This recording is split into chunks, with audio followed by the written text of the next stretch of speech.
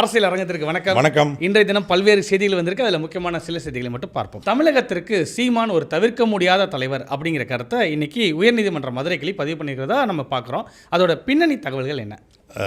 நாம் தமிழர் கட்சியுடைய தலைமை உறுப்பினர் சீமான் அவர்கள் குறித்து சமூக வலைதளங்களில் அவதூறு பரப்பிய 2 நபர்களை கைது செய்யணும் அப்படின்னு சொல்லி நாம் தமிழர் கட்சியை சார்ந்த வழக்கறிஞர் தீரன் திருமுருகன் ஒரு புகார் அளிக்கிறாரு. அந்த புகாரின் அடிப்படையில் காவல்துறை வழக்கு பதிவு செய்யாமல் இருக்காங்க. அதை வழக்கு பதிவு செய்து விசாரணை செய்யணும் அப்படின்னு சொல்லி உயர்நீதிமன்றத்துக்கு அதை ஒரு கிரிமினல் கம்ப்ளைண்ட்டாக அதை கொண்டு போகிறாரு. அந்த இதில் புகாரின் அடிப்படையில் தான் நீதியரசர் விக்டோரியா அவங்க இந்த கருத்தை பதிவு பண்ணியிருக்காங்க. என்னென்னா, நாம் தமிழர் கட்சியுடைய தலைமை சீமான் அவர்கள் மீது புகார் அளிச்சிருக்காங்க. அந்த புகாரில் முகாந்திரம் இருக்கா இல்லையா அப்படிங்கிறத பார்த்து நடவடிக்கை எடுக்காமல் ஏன் காவல்துறை காலதாமதம் செய்கிறீங்க? தமிழக முதலமைச்சர் விஜய் அவர்கள் குறித்து அவதூறு பரப்புனா உடனடியாக கைது செய்யக்கூடிய காவல்துறை தமிழ்நாட்டில் ஒரு தவிர்க்க முடியாத தலைவராக இருக்கக்கூடிய திரு சீமான் அவர்கள் மீது அவதூறு பரப்புனா மட்டும் ஏன் நீங்கள் நடவடிக்கை எடுக்கல? உடனடியாக இந்த 2 பேரையும் இன்றைக்கு மாலைக்குள்ளே நீங்கள் விசாரித்து அவர்கள் கைது செஞ்சீங்களா இல்லையா அப்படிங்கிறத நீங்கள் சொல்லணும் அப்படின்னு சொல்லியிருக்காங்க. காவல்துறை இல்லை இன்னைக்கு மாலைக்குள்ளே பண்ண முடியாது அப்படின்னு சொன்னதுக்கப்புறம் நாளை அப்படின்னு சொல்லி ஒரு நாள் கால அவகாசம் கொடுத்துருக்காங்க. நாளைக்குள்ளே இந்த 2 நபர், ஒருத்தர் தமிழன் கோகுல் அப்படின்னு சொல்லி எக்ஸ் மற்றும் இன்ஸ்டாகிராம் தளங்களில் சீமான் குறித்து அவதூறாக தொடர்ச்சியான செய்திகளை வெளியிட்டவர். இன்னொருத்தர் இந்த 3 கைஸ் வலைபேச்சில் 3 பேருக்கு பேசுவாங்க இல்லையா, வலைபேச்சு சேர்ந்த பிஸ்மி என்கிற அந்த நபர், அவர் ஒரு குற்றச்சாட்டு கிடையாது, அப்பட்டமான அவதூறு முன்வைக்கிறார். திமுகவிடம் 100 கோடியை வாங்கி கொண்டு நாம் தமிழ் தலைமை சீமான் அவர்கள் பேசுகிறார் அப்படின்னு. இப்போ 100 கோடியை வாங்கினதை நீதிமன்றத்தில் பிஸ்மி நிரூபிக்கணும். இதை நிரூபிக்கலை அப்படின்னா பிஸ்மி இந்த வழக்கில் கைது செய்யப்படுவார். என்னென்னா, நான் ஏற்கனவே சொல்லியிருந்தேன், நாம் தமிழ் கட்சியோ ஜனநாயக கட்சியாக இருப்பதனால நம்ம வழக்கறிஞர் பாசறை ரொம்ப பிஸியான ஷெட்யூல் இருப்பதனால தான் இந்த மாதிரி ஆட்கள்லாம் சமூக வலைதளம் கொண்டு அவதூறு பரப்பிட்டு இருக்காங்க. என்ன வேணாலும் பேசலாம், யார் வேணாலும் கேட்க மாட்டாங்க அப்படிங்கிற மாதிரியான ஒரு கருத்தில் தான் நாம் கோவத்தில் பேசுகிறாங்க. எதுக்கு கோவத்தில் பேசுகிறோம்? நீங்கள் பேசுகிறது ஒரு அடிப்படை முகாந்திரமே இல்லை. திருமண வீட்டில் சீமான் ஸ்டாலின் அவர்களே பார்க்குறாரு, இன்னொரு திருமண வீட்டில் உதயநிதி ஸ்டாலின் பார்க்குறாரு. மூக்காமத்துடைய மறைவிற்கு அவங்க வீட்டுக்கு எல்லோரும் போகிறோம். இது ஒரு பண்பு, அவ்வளோதான், ஒரு அடிப்படை பண்பு. இதை வைத்துக்கொண்டு சந்திச்சிட்டாலே பணம் வாங்கிட்டாங்க அப்படின்னு பேசுவது எந்த மாதிரியான அணுகுமுறை? பணம் வாங்குறவங்க பொதுவெளியிலேயே சந்திப்பாங்க. இப்போ உடனே இது இல்லை, இது 100 கோடி வாங்கினதுக்கு 100 கோடி வாங்கினேன்னு சொல்லிட்டாரு, இது என்ன இருக்குது, இதுக்கு போய் வழக்கா அப்படின்றாங்க. இப்போது தமிழ்நாட்டை சார்ந்த அமைச்சர் யாரோ ஒரு ஆதவர்ச்சனா வாங்குற அமைச்சர், அவர் 5000 கோடி ரூபாயை பிஜேபியிலேருந்து வாங்கிக்கிட்டு அவர் செயல்படுறாரு. அவர் தான் முதலமைச்சரை பிஜேபிக்கு எதிராக பேச விடாமல் தடுக்கிறாருன்னு நான் பேசினா என்ன ஆகும்? அவதூறு வழக்கு போடுவோம். இல்லை, தமிழ்நாடு முதலமைச்சர் அவர் திமுக வீழ்த்துவதற்காக 50,000 கோடி ரூபாயை பிஜேபியிலேருந்து வாங்கியிருக்காரு, அதனால தான் பிஜேபி அவர் பேசாமல் இருக்காரு அப்படின்னு சொன்னால் சரியாக இருக்குமா? உடனே அவதூறு வழக்கு போட்டுருவாங்க. கரூர் இது பழனி விவகாரத்தில் 100 கோடி ரூபாயை அமைச்சர் ரமேஷ் அபகரிக்க பார்த்தாரு போலியான நபர்களை வச்சு அப்படின்னு ஒருத்தர் பேசுறாரு. இந்திராணி சுடலைமுத்து நினைக்கிறேன், அந்த அதிமுகவை சேர்ந்தவங்க, அவங்க மேலே வழக்கு பதிவு செய்யப்படுது. அதே போல் திமுகவை சேர்ந்த நபரும் பேசுகிறார், அவங்க மேலே வழக்கு பதிவு செய்யப்படுது. அவங்க 2 பேரும் ஜாமீன் வெளிவந்துடுறாங்க. அமைச்சரை பற்றி பேசினா என்ன, அவனும் தப்பாக போய்ட்டு பேசிக்கல அப்படின்னு சொல்லி அவங்க இது பண்ணிடுறாங்க. இப்போ அமைச்சரை பற்றி பேசினா வழக்கு பதிவு செய்கிறோன்றாங்க, அமைச்சர் சட்ட நடவடிக்கை பாயுன்றாரு. 100 கோடி ரூபா அங்கே முறையீடு நடந்திருக்கு, துறை சார்ந்த அமைச்சர் இவர், ஆபீஸ்லேயே அந்த கேள்வி வருது, அந்த கேள்வியை அவங்க வைக்கிறாங்க, அவ்வளோதான். இப்போ அமைச்சர் ரமேஷ் தான் 100 கோடியை கொள்ளையடிச்சாருன்னு நம்ம சொல்ல முடியாது. பட் கேள்வி வருது, அவங்க கேள்வியை மக்கள் கேட்குறாங்க, இல்லைங்க நான் அப்பளு கட்டுறேன் அப்படின்னு நீங்கள் நிரூபிக்கணும். நிரூபிக்காமலே இல்லை என் மேலே பேசினாலே தூக்குவோம் அப்படின்னா இது எந்த மாதிரி இது? அப்போ அதிகாரத்தில் இருப்பவர்களை பற்றி ஒருத்தர் பேசுனா கேள்வியாக கேட்டால் கூட அவதூறுக்கு போடுறீங்க. அதிகாரத்தில் இல்லாத ஒரு நபரை தொடர்ச்சியாக இது போல் பணம் வாங்கிட்டாரு என்று இழிவுபடுத்தக்கூடிய ஒரு கும்பல் இருக்கிறது. அந்த கும்பலுக்கு முற்றுப்புள்ளி வைக்க தான் முதல் முறையாக நாம் தமிழர் கட்சி இந்த அவதூறு வழக்கை கையில் எடுத்து நீதிமன்றத்தை நாடியது. உண்மையிலே நீதியரசர் மிகச்சிறப்பான ஒரு உத்தரவை பிறப்பிச்சிருக்காங்க. தமிழக காவல்துறை இப்போ என்ன செய்ய போகுதுன்னு பார்ப்போம். ஏன்னா முதலமைச்சர் பற்றி பேசுனா மார்க்கண்டேயனை கைது பண்ணுறீங்க, முதலமைச்சர் பற்றி பேசுனா தமிழ்நாட்டில் கிட்டத்தட்ட 20 பேர் கைது இந்த 2 மாதத்தில். அப்போ அவங்கள பற்றிலாம் பேசுனா கைது பண்ணுறீங்க அவதூறுன்னு. அண்ணன் சீமான் பற்றி ஒரு அவதூறு பரப்பியிருக்காரு, அது உண்மைன்னா ஆதாரத்தை கொடுங்க பிஸ்மி, ஆதாரத்தை நிரூபிக்கிட்டு நீதிமன்றத்தில் 100 கோடிக்கு வாங்கினது இதான் ஆதாரம், இந்த 100 கோடி வாங்கி என்ன பண்ணியிருக்காரு, இவங்க மூலியமாக வாங்கினாரு, இங்கே வச்சு வாங்கினாரு அப்படின்னு தெரியல, அவர் தெரிஞ்சிருக்கு, தெரியப்பதான் சொல்லியிருக்காரு. அப்போ ஆதாரத்தை காட்டட்டும், ஆதாரத்தை காட்டலன்னா உள்ளே போகும். உள்ளே போட்டோம். இப்போ நேற்று ஒரு சம்பவம், இன்னைக்கு ஒரு சம்பவம், இதோட நிப்பாட்டில் இன்னும் ஒரு 10 பேர் மீது நாம் முச்சு வழக்கு தொடர்ந்துருக்குது. அந்த வழக்கு நிலுவையில் இருக்குது. அதாவது பெட்டிஷன் எடுக்காமல் இருக்காங்க, அடுத்தடுத்து வர இருக்கிறது. இது சட்ட ரீதியாக அணுகினால் மட்டும்தான் இனி சரி வரும். நம்ம தொடர்ச்சியாக இந்த மாதிரி அவதூறு வாய்களுக்கு பதில் சொல்லி பார்த்தோம். இவர்கள் பதில் சொல்லுறதுக்கு அடங்குற மாதிரி தெரியல. தொடர்ச்சியான ஒரு அவதூறை பரப்பி கொண்டு இருக்காங்க. கடந்த காலங்களில் வந்து என்னென்னா பல்வேறு காரணங்களால் அது தள்ளி போச்சு. இதுக்கெல்லாம் வழக்கு போடணுமா அப்படின்னு. இன்னொன்று பெரிய உண்மையில சொல்ல போனால் அந்த மான் நஷ்ட வழக்கை ஏன் போடல பல பேரும் கேட்குறாங்க. ஒரு டிஃபர்மேஷன் இதை போட்டு விடுங்க, அவன் மேலே வந்து போட்டு விடுங்க, சூட்டை போட்டு விடுங்கன்றாங்க. 1 கோடி ரூபா ஒருத்தர் மேலே மான் நஷ்ட வழக்கு போடணும்னா நாம் நீதிமன்றத்துக்கு 2 லட்ச ரூபா கட்டணும். 1 கோடி ரூபாய்க்கு 2 லட்ச ரூபா கட்டணும். நம்ம ஒரு 5 கோடி கேட்குறோம்னா நாம் நீதிமன்றத்துக்கு பணம் கட்டணும். இவனுக்கு போய் 2 லட்சம் கட்டுறதா அப்படிங்கிறதான் பல பேர் மேலே போடலை. ஏன்னா அவன் பேசுகிறதே 2000 ரூபாய்க்கு, அவனை போய் 2 லட்சத்துக்கு நீதிமன்றத்துக்கு கொடுக்கணும். சரி போய் தொலைறான்னு விட்டாச்சு. இனிமேல் அதை பாரபட்சம் பார்க்காம மான் நஷ்ட வழக்கா இல்லாமல் மான் நஷ்ட வழக்கு பொதுவாக சில பேரும் போட முடியாது. ஏன்னா மானங்கட்ட பயில இருப்பாங்க, அவங்க மேலே போட முடியும். அதனால் என்னன்னா நம்ம வந்து இந்த மாதிரி குற்றவியல் நடவடிக்கையாக கொண்டு போகலாம். காவல் நிலையத்தில் புகார் அளிக்கிறோம். ஏன்னா ஆளுங்கட்சி சார்புடையவர்கள், ஆளுங்கட்சிக்கு ஆதரவாக பேசுகிற நபர்கள் மீது காவல்துறை எப்போதுமே நடவடிக்கை எடுத்தால் கிடையாது. அதை தான் நான் கேட்க வந்தேன். நீங்களும் கூட திருமங்கலம் காவல் நிலையத்தில் ஒரு புகார் கொடுத்தோம். அந்த புகாருக்கு அழைப்பாணை கூட வந்துச்சு, நம்ம கூப்பிட்டுருந்தாங்க. 3 அழைப்பாணை அனுப்பிச்சாங்க. அதுக்கப்புறம் எந்த ஒரு நடவடிக்கையுமே இல்லை. 3 அழைப்பாணை கொடுத்துட்டாங்க. பொதுவாக என்ன, நாம் புகார் கொடுத்தா புகாரை யார் மேலே புகார் கொடுத்தோமோ அவங்கள கொடுப்பாங்க. இவங்க புகார் கொடுத்த என்னையும் அழைப்பானே வாங்க வந்து என்ன நடந்துச்சுன்னு சொல்லுங்க. என்ன நடந்துச்சு, நான் புகார் கொடுத்துருக்கேன், அவ்வளோ பெரிய கடிதம் கொடுத்துருக்கோம். திருப்பி அழைப்பானை கொடுத்தாங்க, நானும் போனேன். இன்ஸ்பெக்டர் ஊரில் இல்லைனாங்க, அதுக்கப்புறம் கூப்பிடவே இல்லை. இங்கே காவல் ஆணையருக்கு கொடுத்தாச்சு, சென்னை திருமங்கலம் காவல் நிலையத்தில் கொடுத்தாச்சு, யாருமே அதுக்கு நடவடிக்கை எடுக்கல. இப்போ அதுக்கு ஒரே திருப்பி இப்போ நீங்கள் அழைப்பானை கொடுத்துருக்காங்க. இப்போ இந்த அழைப்பானை தூக்கி நீதிமன்றம் போகணும். நீதிமன்றத்தில் நான் புகார் அளித்தோம், நடவடிக்கை எடுக்கலை அப்படின்னு சொல்லி நீதிமன்றத்துக்கு போகும்போது அதுக்கு தீர்வு கிடைக்கும். அடுத்ததா அமைச்சர் ராஜபாளையம் ஜெகதீஸ்வரி அவங்க வந்து பொதுமக்கள் பயன்பாட்டில் இருந்த ஒரு கிணத்தையும் அதை சுற்றி இருக்கிற இடத்தையும் வேலி போட்டு ஆக்கிரமிப்பு பண்ணிட்டாங்க, பொதுமக்களை நுழைய விடாமல் தடுக்கிறாங்க அப்படிங்கிற ஒரு குற்றச்சாட்டு விகடனில் வெளிவந்திருக்கு. விகடனில் அந்த கடைசி பத்தியில் என்ன போட்டிருக்காங்கன்னா, இது குறித்து கேட்பதற்காக அமைச்சர் ஜெகதீஸ்வரியை தொடர்பு கொள்ள முடியல. அவங்க உதவியாளர் தொடர்பு கொள்ள முடியல. குரல் பதிவு போட்டிருக்கோம், பதில் வந்தால் நாங்கள் அதுக்கான மறுப்பையும் சொல்ல தயாராகன்றாங்க. திசையன்பலை பக்கத்தில், அதாவது திருநெல்வேலி மாவட்டம் திசையன்பலை பக்கத்தில் பனை விலை அப்படிங்கிற கிராமத்தை சார்ந்தவங்களாம் இந்த ஜெகதீஸ்வரி. பூர்வீகம் அதுதான் அவங்களுக்கு. அந்த ஊர்லேருந்து அவங்க எதுக்காக ராஜபாளையம் போனாங்க, திருமணம் செய்துவிட்டு போனாங்களா இல்லை வேறு எதுவும் காரணங்களுக்காக போனாங்களா அப்படிங்கிறது அந்த ஊர் மக்களுக்கும் ஜெகதீஸ்வரிக்கும் தெரியும். அந்த திருவிழா காலங்களில் அவங்க ஏன் ஒரு திருவிழா ஒன்று, கோயில் திருவிழா, அது முடிஞ்ச உடனே ஏன் அங்கே போனாங்க அப்படின்னு தெரில ஒரு பக்கமாக. இப்போ நேற்று இந்த ஒரு ஆடியோ வெளிவந்துச்சுல, இந்த ஆடியோக்கு அப்புறம் கொஞ்சம் ராஜபாளையம் மற்றும் சாத்தூர் தொகுதி பரபரக்க ஆரம்பித்திருக்கிறது. யார் இந்த ஜெகதீஸ்வரி? இப்போ தான் தாவேக்கா கட்சிக்காரனே தேட ஆரம்பிச்சிருக்கான். 2017-18 வரைக்கும் காவலர் வாய்ஸ் அப்படிங்கிற ஒரு இது என்னது ஒரு பத்திரிகை, யாருமே படிக்க மாட்டாங்க. அந்த பத்திரிகையில் இவங்க வந்து பத்திரிகையாளராக பணி செஞ்சதாக சொல்கிறாங்க. ஒரு பத்திரிகையாளர் பணி செய்யணும்னா என்ன படிச்சிருக்கணும் சொல்லுங்கள்? ஜேர்னலிசம் படிச்சிருக்கணும். அப்போது இவங்க வந்து ஜேர்னலிசம் படித்தாங்கன்னா தமிழ்நாட்டில் ஏதோ ஒரு கல்லூரியில் இல்லை பக்கத்துக்கு கல்லூரி தான் படிச்சிருக்கணும். ஜேர்னலிசம் படிக்கிறதுக்கு முன்னாடி என்ன படிக்கணும்? ஸ்கூல் முடிச்சிருக்கணும். +2 முடிச்சிருக்கணும் இல்லையா? ஆமாம். +2 முடிக்கணும். என்ன முடிக்கணும்? 10th முடிச்சிருக்கணும். 10th பாஸு, +2 பாஸு, அதுக்கப்புறம் தான் ஜேர்னலிசம். 10th பாஸ் பண்ணாத, +2 பாஸ் பண்ணாத ஒருத்தர் ஜேர்னலிசம் படிக்க முடியுமா? முடியாது. 9th ஃபெயில் ஆனவங்க ஒருத்தவங்க வந்து ஜேர்னலிசம் படிக்க முடியுமா? இல்லை, படிக்க முடியாது. 2017 வரைக்கும் +2ன்னு சொல்லிக்கிட்டு இருந்தாங்க ஒருத்தவங்க. அதாவது வயது அடிப்படையில் பார்க்கும்போது 38 வயசு நெருக்கி ஆகுது. அப்படி பார்த்தா 2005 +2 முடிச்சிருக்கணும் இல்லையா? ஆமாம். 2017 +2ன்னு சொன்ன ஒருத்தவங்க, +2 வரைக்கும் தான் படிச்சுன்னு சொன்ன ஒருத்தவங்க, அதுக்கப்புறம் ஜேர்னலிசம் படித்து வந்துட முடியுமா? ஆனால் 2012-13 பத்திரிகையாளர் இருக்காங்க. ஆனால் 2017 வரைக்கும் +2 தான் படிச்சிருக்கேன்னு சொல்கிறாங்க. எப்படி அது?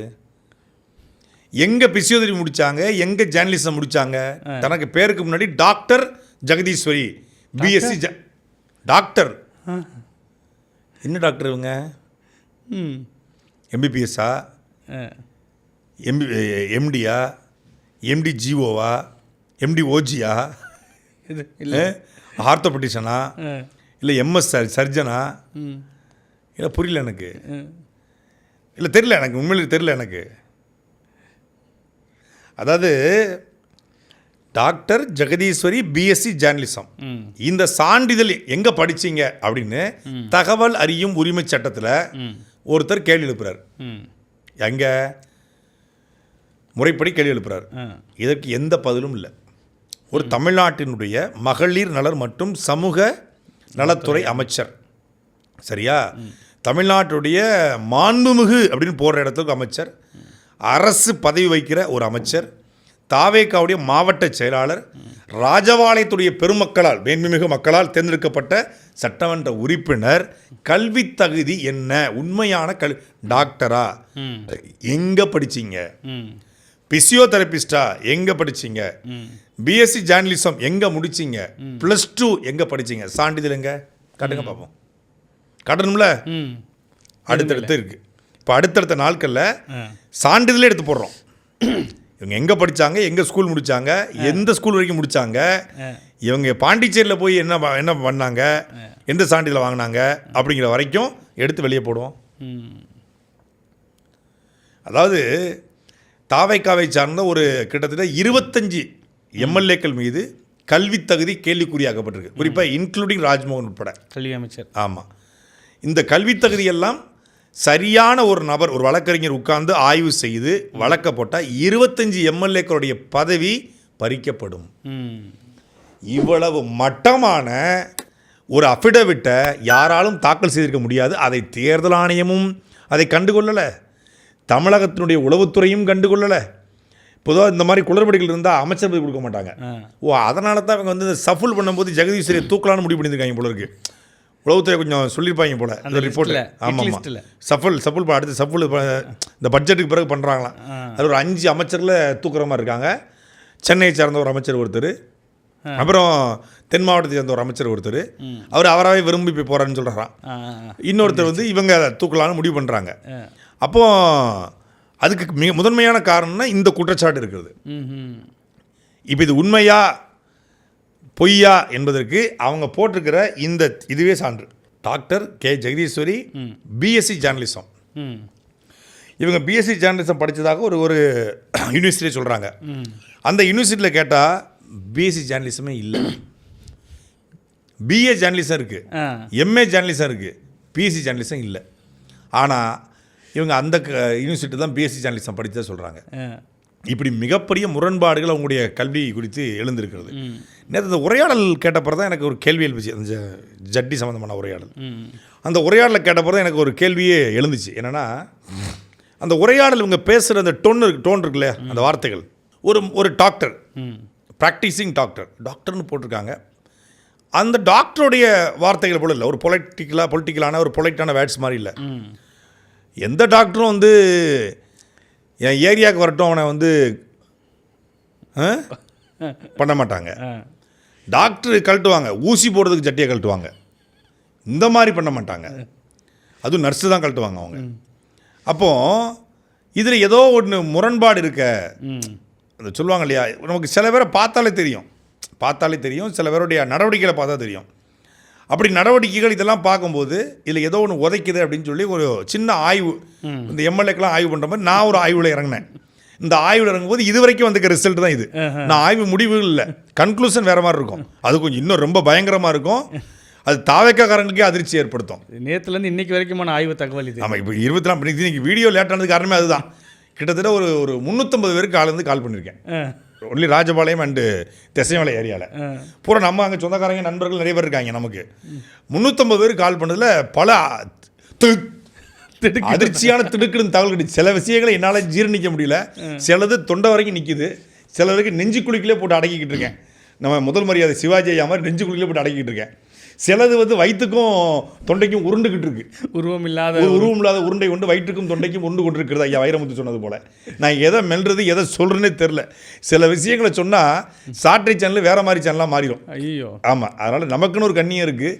சில விஷயங்களை ஃபில்ட்ரு பண்ணி, அதுவும் டபுள் ஃபில்ட்ரு பண்ணி தான் நம்ம போய் பேசிக்கிட்டு இருக்கோம். ஒரு சில வடிகட்டிலே நம்ம நாய்த்தோலில் வடிகட்டின மாதிரி வடிகட்டி தான் நம்ம பால் வார்த்தைகளை பேசிக்கிட்டு இருக்கோம். சில விஷயங்களை பேசிட முடியாது. அதனால் இது ஒன்று சம்மந்தப்பட்ட துறை அமைச்சர் வேறு, அவங்க பெண்ணாக இருக்காங்க. அப்படிங்கும்போது நம்ம சில விஷயங்களை நாகரிகம் கருதி பேசுகிறோம், மரியாதையான வார்த்தைகளை பயன்படுத்தி நினைக்கிறோம். ஆனால் உண்மையை சொல்லணும் உலகத்துக்கு. கண்டிப்பாக. ஏன்னா தமிழ்நாட்டில் அரசியலில் எவ்வளவோ அமைச்சர்கள் இருந்திருக்காங்க. இப்போ இங்கே ஒரு யாரும் எவரும் இப்படி இருந்து போட்டாது, நமக்கு தனிப்பட்ட உரிமை அவங்க தலையிட முடியாது. ஆனால் ஒரு அமைச்சர் என்பவர் ஒரு சமூகத்திற்கான ரோல் மாடல். மகளிர் நலன்துறையுடைய அமைச்சர் எப்படி இருக்கணும் அப்படின்னு ஒரு இருக்கு இல்லையா? தாவேக்கா மாற்றம்னு சொல்லுது, படித்தவங்களுக்கு ஓட்டு போடணும்னு சொல்கிறாங்க.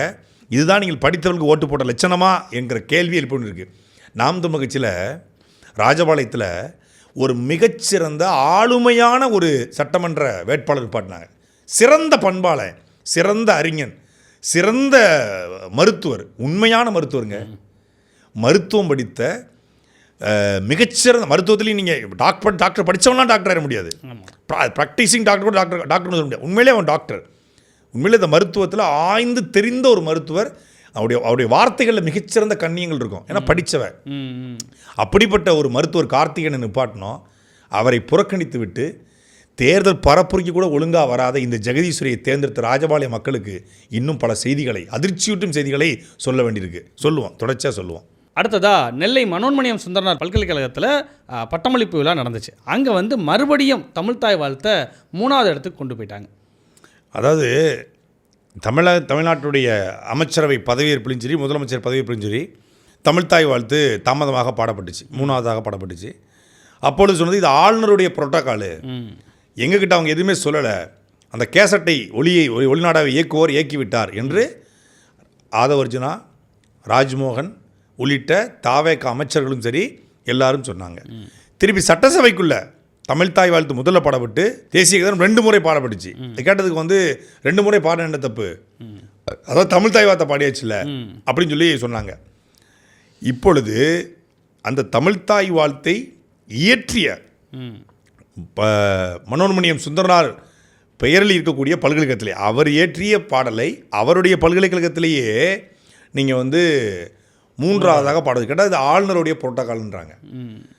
தமிழ்நாட்டினுடைய பல்கலைக்கழகங்கள் ஆளுநருடைய கட்டுப்பாட்டில் வருகிறதா, தமிழ்நாடு அரசினுடைய கட்டுப்பாட்டில் வருகிறதா? தமிழக முதலமைச்சர் இதுக்கு உடனடியாக ரியாக்ட் பண்ணியிருக்கணுமா கூடாதா? பண்ணியிருக்கணும். நீங்கள் வந்து திமுக ஆட்சியில் இதுபோல் நிறைய சம்பவங்கள் நடந்திருக்குது. ஆனால் உடனடியாக குறைந்தபட்சம் துறை சார்ந்த அமைச்சர்கள் ஒரு எக்ஸ்தலத்தில் ஒரு பதிவாது போடுவாங்க, ஒரு எதிர்ப்பலையை காட்டுவாங்க குறைந்தபட்சம். அதாவது இங்கே ஊழல், லஞ்சம், கொடுமை இதெல்லாம் வைங்க குறைந்தபட்சம். நீங்கள் அவருடைய தமிழ் இப்படி தான் தமிழ் மொழி, இனம், பண்பாடு, கலாச்சாரம்லாம் பேசுவாங்க, ஊழல் பண்ணுவாங்க அப்படின்னு சொல்லி அதை வந்து நார்மலைஸ் பண்ணுவாங்க. குறைந்தபட்சம் ஒரு மாநில உரிமை, என் மாநிலத்தினுடைய தமிழ்த்தாய் வாழ்த்து, அதை நம்ம ஏற்கிறோம் எதுக்கிறோம், வேறு பாடலில் கொண்டு வரோம், அதெல்லாம் வேறு கதை. இப்போதைக்கு தமிழ்த்தாய் வாழ்த்து அதுதான் இருக்குது. அந்த தமிழ்த்தாய் வாழ்த்தை கூட முதலில் பாடுவதற்கான உரிமை தமிழ்நாட்டில் இல்லையா, தமிழக அரசுக்கு இல்லையா? சரி, ஆளுநர் சொல்லி 3வது பாடப்படுது என்றால் அதை எதிர்க்கணும்ல. துறை சார்ந்த உயர்கல்வித்துறை அமைச்சர் விஸ்வநாதன் பேசலை, தமிழ்நாட்டினுடைய முதலமைச்சர் பேசலை, அமைச்சர் பெருமக்கள் யாரும் பேசலை, தமிழ் வளர்ச்சித்துறை தன் கட்டுப்பாட்டில் இருக்கிற மரியாதைக்குரிய அமைச்சர் ராஜ்மோகன் பேசலை, யாரும் பேசலை. அப்படின்னா நீங்கள் ஆளுநரை பார்த்து தொடர்நடுங்கி சாகுறீங்க தானே அர்த்தம். மோடி பேரையும் அமித்ஷா பேரையும் உச்சரிப்பதற்கு தொடர்நடுங்கி சாவது போல, பாசிசம் பாஜக என்கிற வார்த்தையை பயன்படுத்த தயங்குவது போல, செப்டம்பர் 27க்கு பிறகு பிஜேபிங்கிற வார்த்தையை பயன்படுத்த தயங்குறாரு.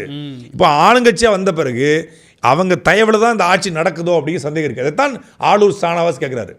பாஜகவினுடைய ஆட்சி தமிழ்நாட்டில் நடந்து கொண்டிருக்கிறது, பாஜக விரும்புகிற ஆட்சி என்பது வேறு, பாஜகவின் ஆட்சியே நடந்து கொண்டிருக்கின்றார். அப்போ அது இந்த மனோன்மணியம் பல்கலைக்கழகத்துடைய தமிழ்த்தாய் வாழ்த்து பாடலில் இன்னொரு முறை உறுதி செய்யப்பட்டிருக்கு. ஏன் இந்த அதிகாரிகள் கூட இந்த புரோட்டோக்காலை பார்த்துட்டு உடனடியாக சரி செய்ய மாட்டாங்களா? ஏன்னா அதிகாரிகளும் ஏன் தொட போயிருக்கிறாங்களா இதில்? இப்போ குளத்தூரில் போய் கொத்து புரோட்டா போட்டார்ல, தம்பி இடுமான கருத்தை கேட்டிருந்தார். இப்போ ஆளுநர் ஆளு புரோட்டா போடுவாப்புல. நாளைக்கு பாருங்களேன், அடுத்த கூட்டத்தொடரில் போயிட்டு ஆளுநர் வந்து செம்மான பண்ணிடுவேன் அப்படிமாப்ல. இப்போ அடுத்த இப்போ பயங்கரமாக வருவாப்ல. அடுத்ததா இங்கே திருச்செந்தூரில் மொட்டை அடித்தவருக்கே மொட்டை அடித்ததா ஒரு செய்தி ஒன்று சாட்டையில் பார்த்தேன். அதோட பின்னணி தகவல் என்ன? இல்லை, திருச்செந்தூரில் வந்து ஒரு தம்பி கோயிலுக்கு மொட்டை போட போயிருக்காரு குடும்பத்தோட. போன இடத்துல அவருக்கு வந்து திருச்செந்தூரில் எல்லா ஊழல்களையும் லஞ்சங்களையும் இந்த கையூட்டுகளையும் தடுத்து விட்டோம் என்று மரியாதைக்குரிய அறநிலைத்துறை அமைச்சர் திரு ரமேஷ் அவர்கள் வந்து காணொலி வாயிலாக சொன்னார்.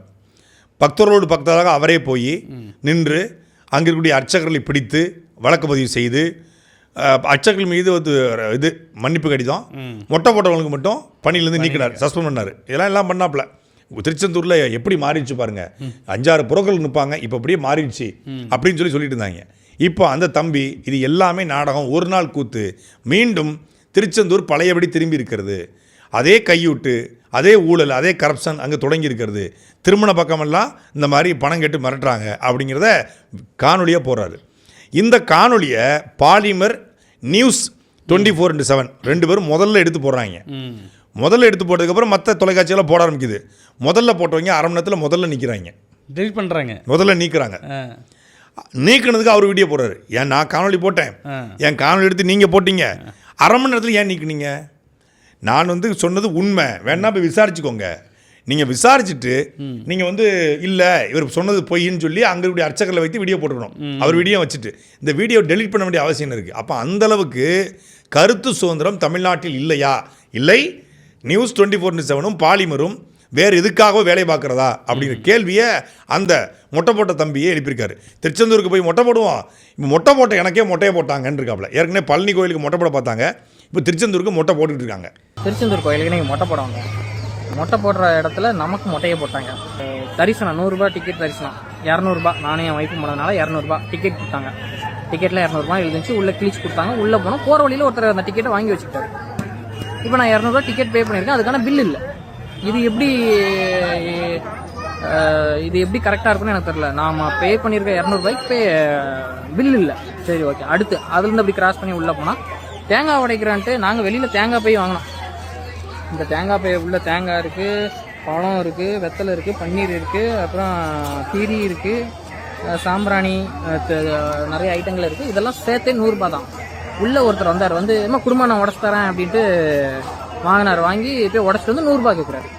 ஒன்றும் இல்லை, ஒரு பெட்டி மட்டும் இருக்குது, அதில் நடுவில் தேங்காய் உடைக்கிறதுக்கு ஒரு இடம் இருக்குது, அதை ஒரு அடிக்கிறாங்க. இதுக்கு 100 ரூபாயும். அதுக்கும் பில்லு கிடையாது. ஏன்னா அது திருட்டுத்தனம். இந்த திருட்டுத்தனத்தெல்லாம் எடுக்கக்கூடாது அப்படிங்கிறதுக்காக தான், எவனும் வீடியோ போட்டுறக்கூடாதுங்கிறதுக்காக தான் ஃபோன் உள்ள அலௌடு இல்லையா. கடைக்கடையாக ஏறி முறுக்கு பாக்கெட்டுக்கு எக்ஸ்பிரி டேட்டு கேட்குறீங்க. உள்ளே இந்த மாதிரி வெறும் தேங்காய் உடைக்கிறதுக்கு 100 ரூபா வாங்குறாங்க. இதெல்லாம் நீங்கள் செக் பண்ண மாட்டீங்களா? இதை எவனும் எடுத்து போட்டுறக்கூடாதுங்கிறதுக்காக தான், எதுவும் எடுத்து போட்டுற வீடியோ எடுத்துடக்கூடாதுங்க தான் வீடியோவுக்கு உள்ள அனுமதி இல்லையா, ஃபோனுக்கு உள்ள அனுமதி இல்லையா. அப்புறம் இன்னொரு விஷயம், உள்ளே ஏதோ பன்னீர் பூ அப்படின்ட்டு 100 ரூபாய்க்கு விற்கிறாங்க. அதுக்கு என்ன மேனுஃபேக்சரிங் டேட் இருக்குது, என்ன மேனுஃபேக்சரிங் எங்கே பண்ணுறாங்க, எங்கே உற்பத்தி ஆகுது, எங்கே செய்கிறாங்க, அதுக்கு ஏன் 100 ரூபா? அதுக்கு எப்படி MRP ஃபிக்ஸ் பண்ணுறாங்க? முறுக்கு கடையில் எக்ஸ்பிரி டேட்டு செக் பண்ண தெரிஞ்ச உங்களுக்கு உள்ள பூசாரிகள் அடிக்கிற கொள்ளையை பற்றி கேட்குற தெரியலன்னா இந்த ரெண்டுக்கும் என்ன வித்தியாசம்? ஐயர் உள்ள நாங்கள் வந்து கையில் மிச்ச காசு வச்சுட்டு இருக்கிறோம். திருநீர் கொடுத்துட்டு என் ஒய்ஃப் நகருது, கூப்பிட்டோமா காசை போடுமா அப்படின்றோம். அப்படியா? நான் கேட்டேன், என்ன மிரட்டுற அப்படின்னா, மிரட்டல அம்மான்னு கூப்பிட்டா தப்பா அப்படின்னா, எடுக்கிறது பிச்சை ஏன்பா மிரட்டுற அப்படின்ட்டு வந்துட்டேன். போய் டிக்கெட் எடுத்தோம் மொட்டை போடுறதுக்கு. ஃப்ரீ டிக்கெட்னு தந்தாங்க. போய் அங்கே கொடுத்துட்டு ஸ்லாட் ஒதுக்குனாங்க. அவன்கிட்ட மொட்டை போடுற ஆள்கிட்ட கொடுத்துட்டு மொட்டையை போட்டதுக்கப்புறம் 100 ரூபா கேட்டேன். நான் சொன்னேன், நான் ரிப்போர்ட்ரு கொடுக்கணுமான்னு கேட்டேன். அதுவும் உங்கள் விருப்பம் அப்படின்னா, எனக்கு விருப்பம் இல்லை, தர முடியாது அப்படின்றது. ஆனால் எல்லாத்தையும் காசு வாங்கிட்டு இருந்தேன். நான் வெளியில் போய் கம்ப்ளைண்ட் பண்ணேன், இந்த மாதிரி உள்ள காசு கேட்குறாங்க, அது என்னன்னு பார்த்துக்காங்க. அவர் சொன்னாங்க, நாங்கள் கொடுக்க வேணான்னு சொல்கிறோம், எழுதி போட்டுக்கோ, நீங்கள் கேட்க மாட்டீங்க, நான் பொதுமக்கள் பயத்தில் கொடுக்குறாங்க, மிரட்டுறாங்க, நான் ரிப்போர்ட்டுங்கிறனால இதை தப்பிச்சுட்டு வந்தேன். பாருங்க, ஒரு மொட்டை அடிக்க வந்தால் எனக்கு எவ்வளோ மொட்டை அடிக்கிறாங்கன்ட்டு. ரிப்போர்ட்டர் எனக்கே இந்த நிலைமைனா சாமானிய நிலைமையெல்லாம் கேட்டுக்காங்க, கஷ்டம். பொதுவாகவே வந்து பார்த்தோம்னா இந்த பெரிய பெரிய கோவில்களெல்லாம் வந்து அலைபேசியை உள்ளே அனுமதிக்கிறது இல்லை. இப்போ பழனியில், திருச்செந்தூரில். ஆனால் சின்ன கோயில், இப்போ அதுக்கு அடுத்து இருக்கக்கூடிய வயலூர்லேயோ இல்லை விராலிமலையிலையோ அனுமதிக்கிறாங்க. அப்போ அந்த பெரிய கோயிலை அனுமதிக்காததுக்கு காரணம் இந்த மாதிரியான குற்ற செயல்களை வந்து வீடியோ எடுத்துருவாங்க அப்படிங்கிறது தானா? இல்லை அப்படியா அப்படின்னு தெரில, அப்படியும் இருக்கலாம். ஏன்னா அங்கே என்ன சொல்கிறாங்கன்னா, கருவறையை வீடியோ எடுக்கிறாங்க. கருவறையை வீடியோ எடுக்கக்கூடாது, அந்த இடத்துல மட்டும் ஒரு காவலர்களை போட்டு தடுக்கலாம். இந்த கோயிலெல்லாம் கருவறையை எடுத்தால் ஒன்றும் பிரச்சனை இல்லையா? அங்கே மட்டும்தான் பிரச்சனையா? இல்லை நீங்கள் சொல்கிறது இருக்கலாம், அப்படியும் இருக்கலாம், அப்படி இல்லாமலும் இருக்கலாம். பல்வேறு செய்திகள் குறித்து பேசணும். மீண்டும் நாளை அரசியல் அரங்கத்தில் சந்திப்போம். நன்றி. சாட்டை எடுத்து நாட்டை திருத்து,